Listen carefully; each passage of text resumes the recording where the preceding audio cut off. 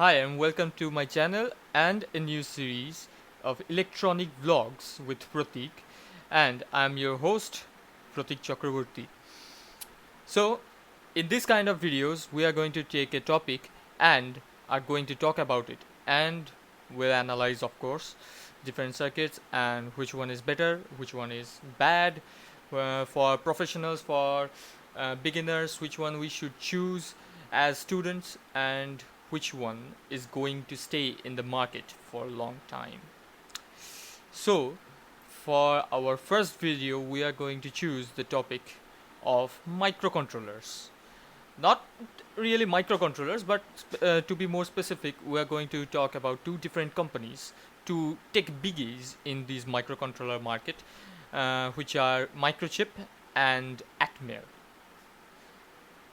So to be more specific, we are going to talk about PIC and AVR microcontrollers. So which one we should choose, which one is better in professional fields, which one is better in power and consumption and different technical stuff, and of course which one has a better market for engineers, and which one of course gets better support. For example, every coder uses Stack Overflow for solving problems, and not really Stack Overflow. We electrical guys actually use Stack Exchange. So let's head into it. So PIC versus AVR. AVR actually stands for uh, Advanced Virtual RISC, which is, of course, from the name we can say that it is a RISC microcontroller with RISC architecture, and different microcontrollers actually use different architectures like Harvard and von Neumann, and they differ model by model for AVR. And for PIC, we can say the PIC actually stands for Programmable Interface Controller or Interface Computer. Many people term it differently, and it is mainly dependent on only one architecture, which is MIPS. And I will talk about those later. I will talk about those in details later. But now on, let's go for the basics, right? Which one we should choose as a beginner. So for me, choosing an AVR microcontroller was easier rather than choosing a PIC, because AVR microcontrollers have a lot more support than the PICs nowadays, because thanks to the AVR Freaks website, you can go and Google it if you want. And the Arduino, yeah, the Arduino industry, that is very much based on these AVR microcontrollers. For example, the Arduino Uno we can access for very cheaply, around 300 rupees nowadays, and those are actually based on AVR microcontrollers. So we can conclude that AVR microcontrollers are easier to program rather than programming a PIC microcontroller, because of availability of bootloaders in bootloaders and different third-party libraries in Arduino IDE.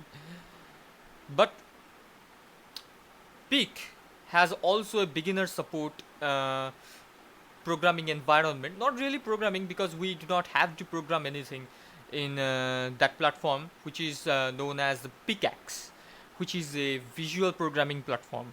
We can program the PIC microcontroller visually, like we have those coding blocks, the ones we use to teach kids different concepts of programming nowadays, like we use in Scratch and Scratch 2, Scratch 3, and those softwares.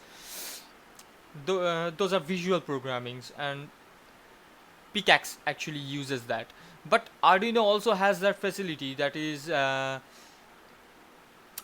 platform IO, I suppose that is. I do not quite remember right now, but you can always Google that.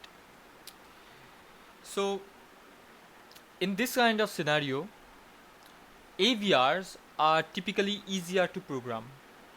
But when we are going for bare metal programming of say PIC or AVRs, it doesn't really matter, because bare metal programming relies on the registers and the bit manipulation of different microcontrollers, which is pretty much same for every kind of microcontroller.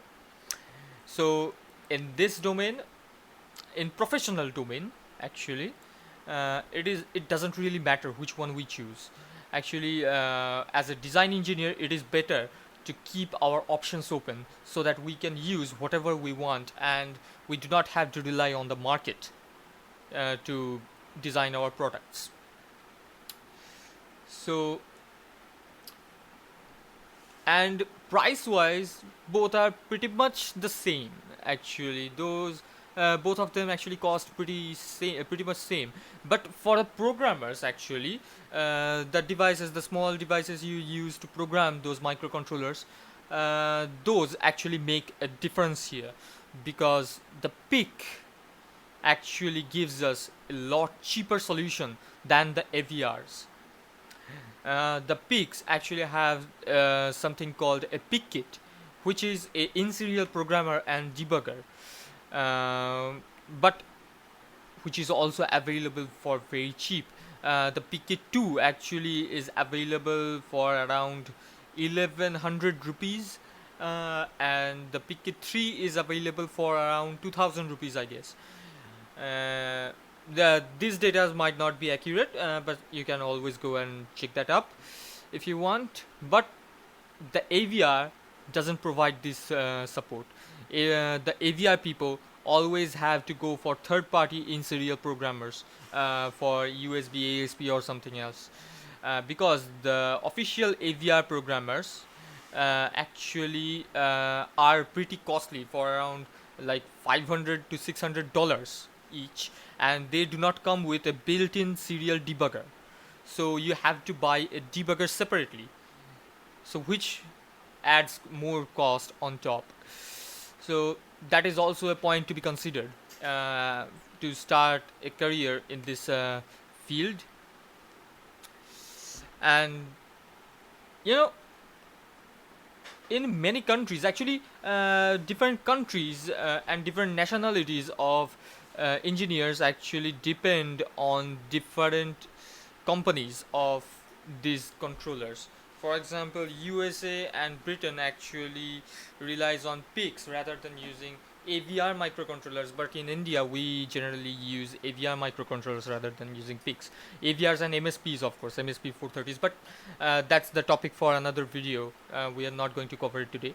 So that's another point.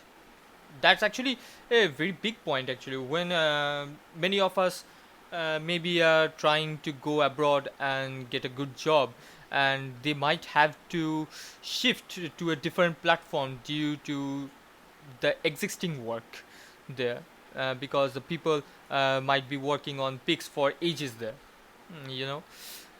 So that actually makes a pretty wide difference. But that is not to be concerned, because if we are a design engineer, we must know how to deal with different kind of microcontrollers.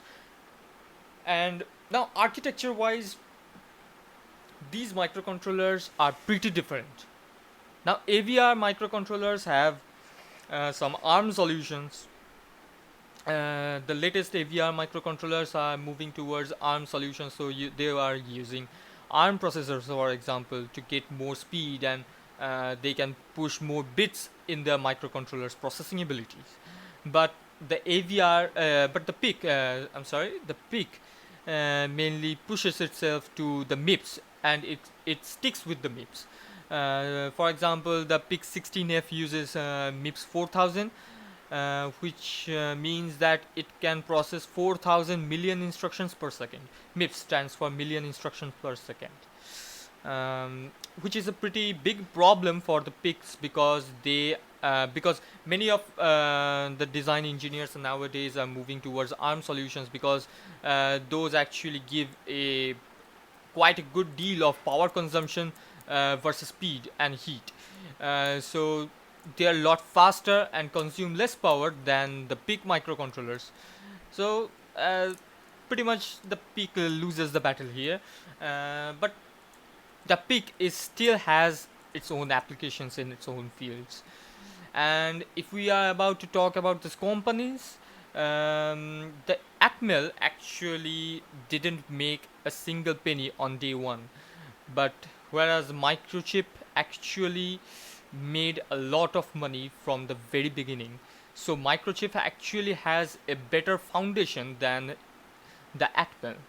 And recently, actually, my Atmel is hostile taken over by Microchip, and by hostile taken over, I mean that they actually tried to buy Atmel by force, and they bought it, and they successfully bought the company. So pretty much Atmel and Microchip are now the same. So it doesn't matter really now for nowadays. It doesn't really matter which one do we choose. uh, the foundations are required, of course, and support is also required, but I guess on the web we can find enough help to learn those microcontrollers by ourselves, and we do not even need to join any college, or we do not have to be a specific engineer to use those microcontrollers. We can always go for the visual programming basis and use those techniques as to program and build our circuits pretty easily. So that's it for today, and let me know in the comments how I did sound in my first electronic vlog video. I know it might be horrible, but still, thanks for bearing with me.